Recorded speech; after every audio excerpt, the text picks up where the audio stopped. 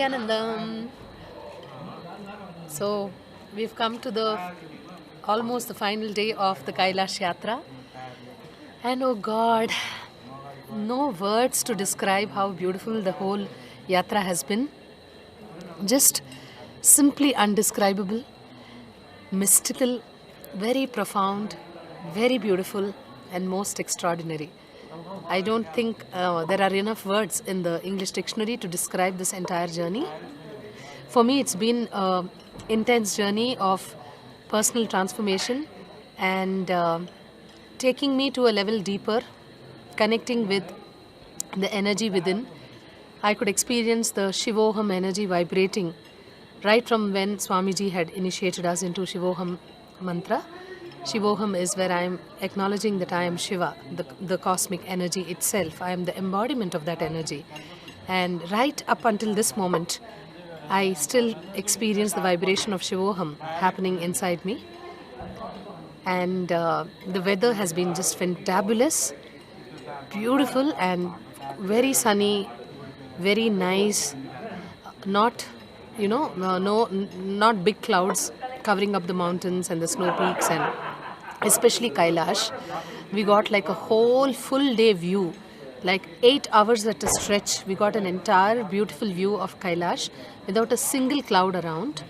And the next day also we had a similar darshan, like 3 hours of beautiful space under the Kailash mountain. Of course, not to mention the beautiful bath in Manas Sarovar. It was very surprising that we actually had the bath on a Shravana Shomvar, which is the Monday of this particular Masa, the Shravana Masa. It's considered a very auspicious, this series of Mondays are considered very auspicious in the Vedic tradition. So, and Monday is, by the way, the day of Shiva himself.